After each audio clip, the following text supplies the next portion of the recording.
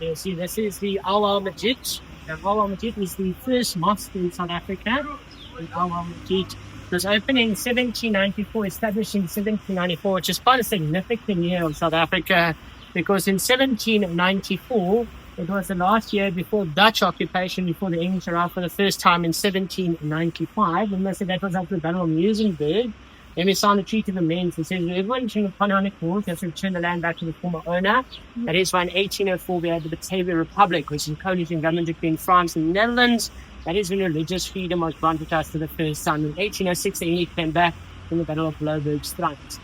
It's also one of our first buildings actually owned by a woman, and her name is Sarki van der Kaap. So that yellow building on the corner, that's actually her house. That's where the local imam stays. You've got the 5 palm trees, the 5 pillars of Islam.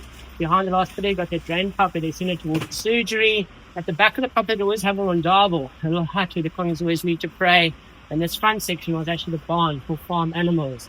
And that is where our first madrasa actually started in South Africa. And how the early madrasa was taught before religious freedom was in Arabic Afrikaans. So it was written in Arabic text, but spoken as Afrikaans, and that is where Afrikaans language actually comes from, Kitchen Dutch in our country.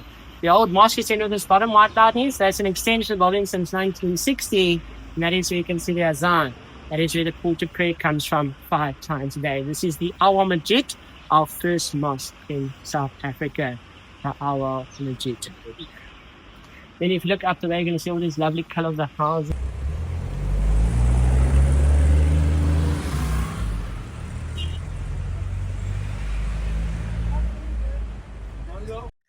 Okay, so then if you look across the way over here, we've got this yellow house with that wave-like structure on top of the roof.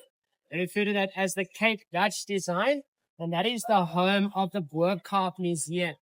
You go out inside, the wooden seating, wooden flooring, and then that's also talking about the Bo-Kaap people being the builders of the city of the Cape Town, and also talks about their Fengus, which is a part of the Turkish community that was introduced into South Africa. So that's why you got your second oldest mosque in Palm Street. Along street, it's called Palm Street Palm Tree Mosque, which is a breakaway from the Auwal Masjid. The nice part of the building is that outside space, which we refer to as a stoep. Now, the way that the stoep works, you've got that hot heat in the afternoon, the people come outside their home and they release there. Try and keep that sense of family and community alive in Bo-Kaap. That's why you got that outside area. So that's the Cape Dutch, and that's the Cape Georgian English and Dutch architectural influences. And if you look down on this side, you can see there's Roxal. Roxal is just a Jaguar. He's actually started here around here in 1904. He's always sold shoes and repaired shoes. And during the years of apartheid, as a Hindu family, they were the only way that he is a Hindu family to own a property during the years of apartheid is if he owned 49%. 51% of that property had to be owned by a person of the Cape Malay community. Today, they own 100% of that property, but they are fighting against inflation. And this is the minute.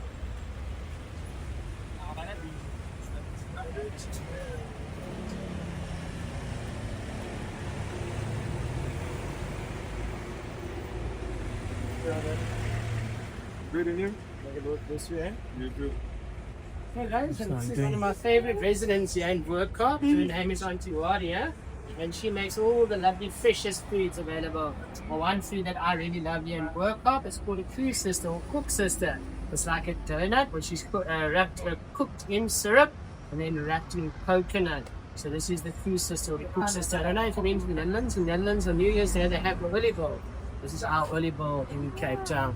Then you're going to see there's the samosas, the rotis, and the combination of East and West, which has been adapted to European miles. So that's the samosas over there. And Auntie Wadia, just a little interesting story about her.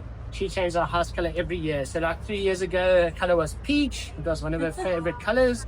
Last year it was the color white, that she wanted to be a bit different. At the moment, the house color is pink, but she's turning it green, olive green at the moment. So she's one of the residents that change it every year, Auntie Wadia. And she's always got the most beautiful dress and the most colorful smile.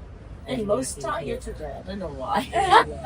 Grammable area, the most visited area in South Africa is called the V&A Waterfront, which is also a nice thing. This is actually the doctor's room, which has also been passed on from generation onto generation. So this is the doctor's surgery over here. See, here in Bo-Kaap, a lot of the businesses, they go from generation onto generation.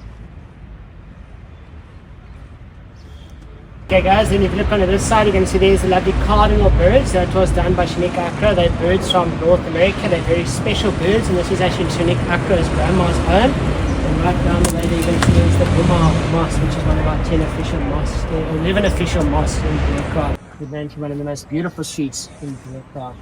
If you look straight down the way there, you're going to see there's Lion's Head. Now the way we see the lion. So if you go from that pink building, go to that blue building, you go up that back end, you see that rock comes out, that's the lion's here. Then go a bit further up, you can see there's two or one tree, that's the lion's eyes or eyelashes. Then right up the top, you've got the lion's nose, opposite side of the piece, you've got the lion's mouth. So that's the ear, the eyes, the nose, the mouth. Then up this guy. So there's lots of lion's feet, and you've got the lion's body, and then you have the lion's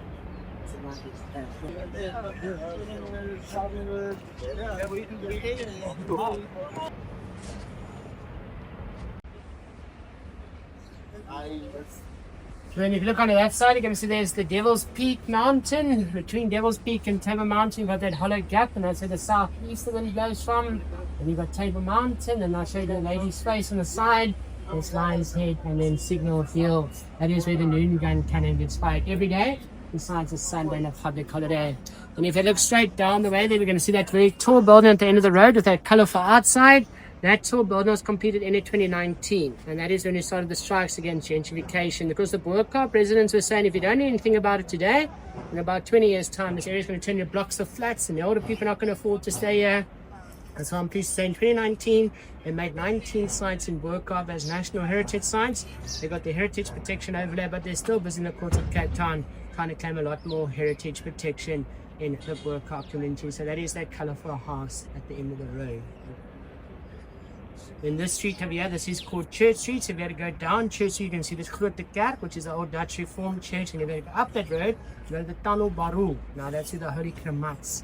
A Kramat is a holy man cemetery site, and these were the gentlemen that brought the ground of our Cape Malay community. They were very intellectual people that were brought in. And that is why we got 24 Holy Kramats that make a complete circle around Cape Town. And right over here, we got the Shafi Mosque with 1847, so this is a Shafi Mosque of 1847 over here. So I fifth oldest mosque in the world. Hey guys? Yeah, so now 1847, yeah. Let's go down this way, then I'll show you that beautiful overview of looking Bo-Kaap in the city of Cape Town. Let's go down this way.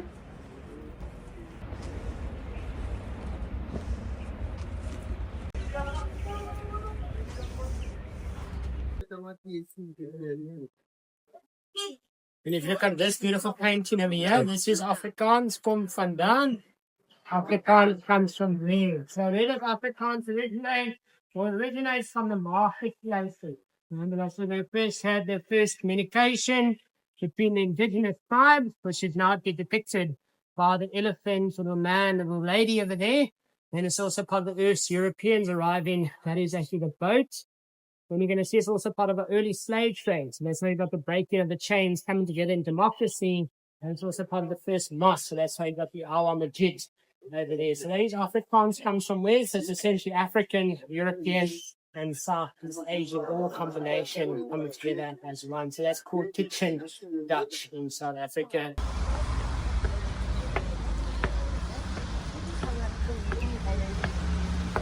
Visited area. This is the most photographed area. Then you go down to that side, you can see there's the foreshore, between 19 tall buildings, salt, pepper and mustard, or the 3 tampons. They were built in 1970. Today you cannot go any further up the mountain because of conservation, and that is called Devil's Peak Mountain. Now Devil's Peak Mountain actually gets the name from a local smoking competition or local legend. There was a gentleman by the name of Mr. Van Hunks who was a regular hike up that mountain to have his pipe, his smoke on his tobacco pipe. And the one day he went up the mountain where he met a local stranger. He met a stranger there was wearing a cloak. And Mr. Fernando couldn't quite work out exactly who the stranger was. They invited him to a smoking competition that lasted for about several days until the gentleman started coughing and the cloak came off his head. And it was actually revealed that Mr. Van Hunks was smoking against the devils. That's why we call that the Devil's Peak Mountain over there. And if you go between Devil's Peak and Table Mountain, you can see there's that hollow gap. And that is where the southeast wind blows from, called the Cape Doctor in Cape Town. That is Table Mountain, Lion's Head, and then we've got Signal Hill, and that is where you're going to find the moon gun. that is the new section of the Bo-Kaap. Those houses were built in 1930, and they started off their globe class housing, and this is more historical building on this side of the so yeah, you can see the houses actually got quite close together. Born here in Bo-Kaap, Solomon's home. Lovely blue and white, lovely Victorian design. Mr. Fachmi or Fluffy, he was actually born here in Bo-Kaap. He was born in the back room of the house. He says when he was growing up, he used to always play the ball on the outside the home. His mum would invite him inside the home to play on the piano, but when he grew up, he became an incredible sportsman when he got back to Western Province junior and senior rugby and cricket team. And in 1980, he was actually chosen by Dr. Donnie Craven to play for the white team. And they said, give him a home in Constantia. And I actually asked him, Mr. Fachmi, but why didn't you take this opportunity? And he says, in 1980, because of the uprisings in South Africa, his house in Bo-Kaap, his home in Constantia, would have been burned to the ground. Because the moment he was known to be honoring white, they were turning back against his community. So yeah, this is one of the old farmers' homes. So back in the early days, we used to have about 5-6 farms in this area. So that's why this house is further back on the property. And this is the old marketplace they used to always have in front. And in the street, we have called Dorp Street. Dorp means going down to the village, that side. And if you look down the way here, we can see this purple house. Now that's only for his home kitchen. And that is where you can get the lovely tea garden. Or you can also come here for the cooking class, Monday to Saturday at 11 o'clock for about 2.5 hours of unbelievable cooking experience. You can learn about the 3 secret ingredients of Cape Malay cooking, the tomato, the onion, and the masala.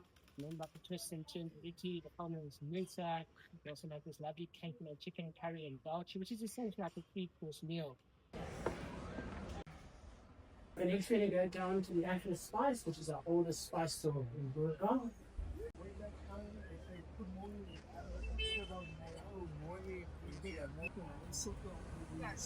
Oh, okay. Good to see you again on the road. Yeah.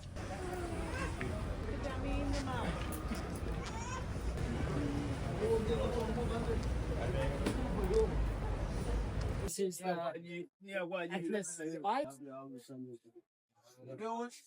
So I'm on your peppers and your garlic spice and the herbs over there. And then on that side you got your tea. So you put the rooibos, your buchu, your honey bush.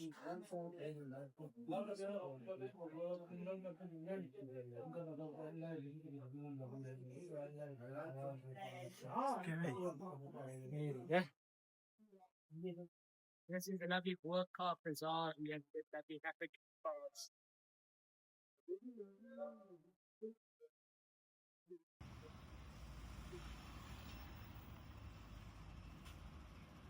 Okay guys, this is the end of our walking tour for today.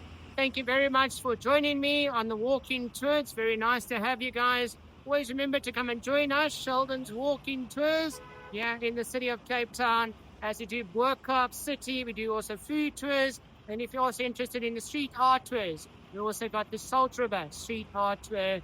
Be sure to join us soon on a walking tour of Cape Town and surrounding areas. And handle is Sheldon's Walking Tour, Sheldon's Walking, and then my cell phone, or if you want to contact me on my mobile, 07834511189. Otherwise, you can just email me s.peinke30@gmail.com. That is my information, contact details. Thank you very much, guys. Thank you for having me.